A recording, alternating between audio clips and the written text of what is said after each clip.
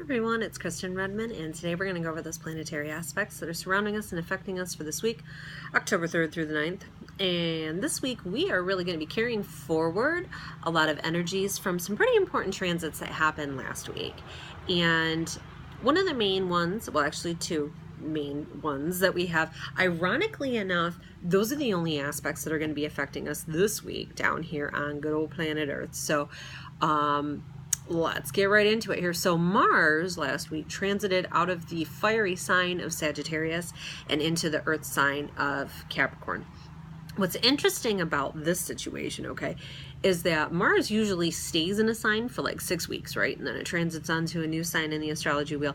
But this, for some reason, this year, Mars has been stuck in Sagittarius since the springtime. It's been there since like Easter, which is, it's interesting because of its retrograde pattern and where it was at in the sign. It's been there for a while. And now what Mars is, Mars kind of represents how we concentrate our energy and how we take that and direct it into action, into forward momentum, okay? It's like the engine that makes us go. It gives us our willpower, well, not willpower, I'm sorry, that's Saturn. It kind of gives us our energy and our drive, our motivation, and it really leads us and charges us to just get things done. That's what Mars is, get it done, right? So it goes in it's in a fire sign like Sagittarius, right? And that just amps it up. It's a fiery planet that loves being in fiery signs. When it's in Sagittarius, its main focus is concentrating its energies on the Sagittarian principles of exploration, right? Exploring new horizons. We kind of get ourselves stuck in these situations, right, where we limit ourselves, okay? And I've talked about this so much recently, but it's so much energy that's out there as we go into Libra, with so much in Libra. We tend to unbalance the scales, right, in our life. Libra gets unbalanced. And a lot of times it's because we have put ourselves in situations where we have put boundaries around ourselves and we need to go beyond those self-imposed limitations. When Mars gets into Sagittarius, it really pushes for us to go outside those boundaries. It says, go and explore new things. You feel like you're stuck in the mud? Let's go find an alternate route so you don't get your feet stuck in the mud anymore, you know? And now that Mars has gone into Capricorn, Capricorn's an earth sign, so it helps tone down the fire a little bit, so that way we don't kind of overdo things or overdo our energy. That's what would happen sometimes there when it was in Sagittarius. Now it's in an earth sign and it's kind of muting it. It's toning it down, which is a wonderful thing. Because now the focus, where our energy is going to be directed at, is for Capricorn energies, and a lot of that is for career. A lot of it is work. You're going to find over the next 6 weeks, while Mars is in this sign, that you are going to be really, really determined to get things done at work. You have been sitting there since April, thinking of new ways to make changes in your daily life, in your work, to your career. Maybe you want to get further education for something. Maybe you want to get that career advancement, whatever it is, okay, that has to do with the way the public sees you, the way the world sees you, and your status and that. Mars is really putting that energy behind that over the next 6 weeks. So go with any hunches or pushes that you feel when it comes in regards to your career, and just know that the angels are guiding you with that. Now this week, as Mars has gone into Capricorn, it's like kind of making a hard aspect right out the gate with the ruling planet for Sagittarius, which I think is kind of astrologically humorous in a way, because Sagittarius has had Mars for so long this year, and it's like it finally gets out of its grips, and then Jupiter's got to come up, its ruling planet, and be like, no, you are not done with Sagittarius, and I'm going to smack you one last time before you leave. And you know why that is because this happens on Wednesday, okay? It's going to make this hard little thing, and it tends to make it so we have our energies right, and we're trying to direct them in a good way. It scatters them. Jupiter just expands whatever it touches, okay? And when you have a hard aspect like this, you kind of get the shadow side more so of Jupiter, and that tends to be overextending ourselves, over-promising ourselves. You may find that's an issue this week, that you are committing yourself to driving this kid and picking this kid up and going here and doing that and getting this for mom and buying that for whatever. just be careful not to overextend yourself this week, because the energies are going to be very scattered, is kind of what they're making me feel. So moderation is key. Moderation is key as Mars squares off with Jupiter this week. Now, the other planet that we had a lot of changes with last week was Pluto. Pluto's been in retrograde since April of this year. So about that same time, like we were just talking about when Mars got trapped up in Sagittarius, exploring new horizons and searching for the truth. But now Pluto, it's the planet of transformation, okay? And Pluto goes in retrograde for a while. Obviously, it's been several months here that it's been there, 5 months. And in that time, we kind of look back. Anytime a planet's retrograde, you look to the past. Retro, right? You're retroacting something, right? You're going to the past. What we're doing here when Pluto is retrograde is we're looking to past power struggles that we've had. Losses that we've had, because Pluto represents death and transformation that occurs through that loss. So this time frame, we really look to those things and think, how did that death impact me? How did this loss of job impact my life and put me where I'm at now? How do my choices, the really drastic choices I've made or have happened to me, how are they affecting me now? So we've had all this time to think of it. And now as it goes direct, it kind of takes on more of the positive light side of itself that Pluto is. And Pluto really is the garbage truck of all the planets, right? It really is. It takes all of our junk.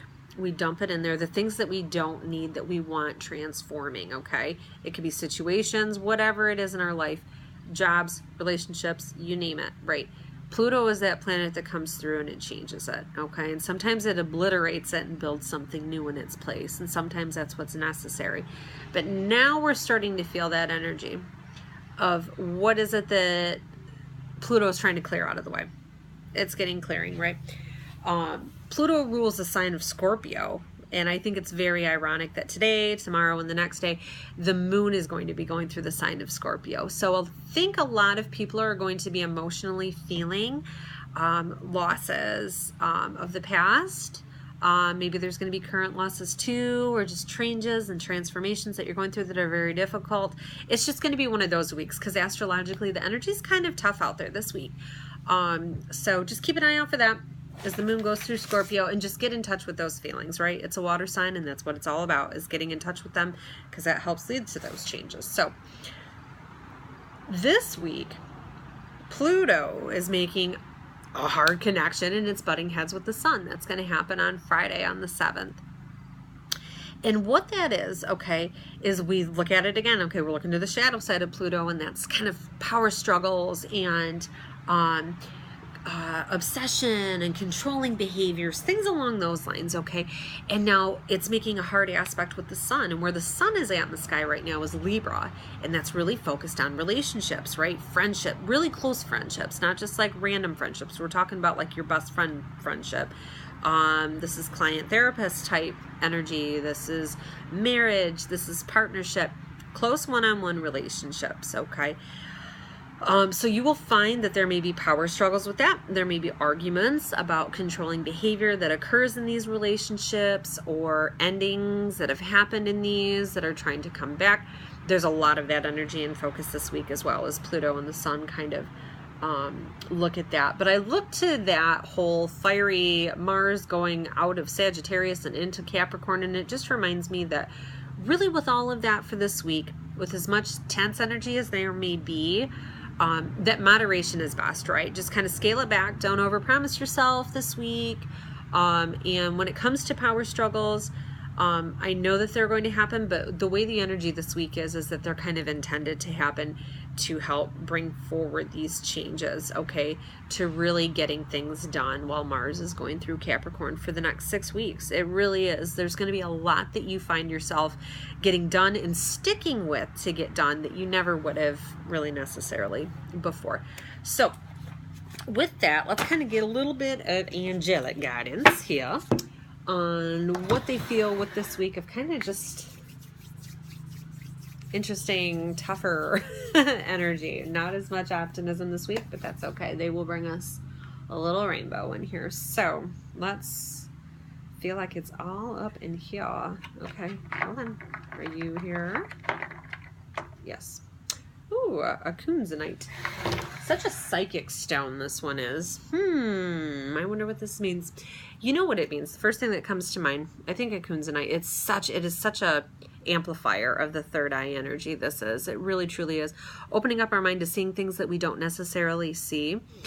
I feel that with as much tension and energy, power struggles, that kind of energy that's happening this week, that they're going to be bringing dreams a little bit more so for people to kind of work through these issues, and also insight during the day, just keeping our minds open, right? Seeing the signs. That's what third eye does, right? It helps you see those waking signs and the sleeping signs. So I think they just want us to be aware. And since it's a pink kunzanite too, it's going to help with the heart center as well, helping the heart see clearly as well. So let's, whoa, runaway card. What a wonderful thing, everybody. Anytime this 9 of water card jumps out, and my nails match it too. What a sign that was meant to be. Anytime this card jumps out when you're shuffling, you're supposed to make a wish. Okay, so everybody, this is the dreams come true card, and obviously it's jumped out for a reason with all these power struggles, and I said we were going to find a rainbow, and this card is a Jupiter card, so it is a rainbow. Make a wish, right? From your heart, especially if you're thinking relationships. We were thinking heart center there. I think I'm going to take that as a sign that I'm just going to take whatever card is on the top here. And it is the Queen of Earth, which we just had a few weeks ago. I know we did, but I'm going to kind of bring this through again because we're talking about the heart center. This card is a major card for the heart center. It represents the universal mother, the divine feminine energy. We all carry that, whether you're a man or a woman, right? We all have equal levels of male and female energy to get things done. Ooh, super loud lawnmower there. This card represents that, right? Being able to take that feminine energy, and let me explain to you what the feminine energy really represents. It is knowing, right? Using our intuition, right? Feeling a situation and nurturing ourselves and others, right? It really is. It's about getting in tune with what is going on internally, okay? That is the energy of this here. It says to just kind of deal with challenges in a kind and understanding manner too. I guess like the description on here is a little bit different than how I'm breaking it down, but this is true too, okay? Because we're talking about this week kind of having some fired up, maybe fight type energy. It's really, really tense this week. So keep an eye out for that, right? Just deal with challenges in a kind and understanding manner. Just take a sensible approach, making time for those around you, and just being able to really nurture yourself and others, right? Mother yourself. And then let's see what chakra they are also pulling from this week in that energy as well. I feel like I need to do this 3 more times. I think that's really cool that 9 of Cups card jumped out. Everybody making a wish. That's fantastic. Okay. Passion. Hey, hey. So, obviously, this card is going to... I see this as Mars this week. I see a lot of this as Mars. Mars going into the Earth sign, because Mars is all about passion. And, of course, passion can take on various forms, right? But no matter what it is, it's igniting that fire in ourselves to make changes, to get things done. And this energy kind of carries it through. Like, you thought about it, action, get her done.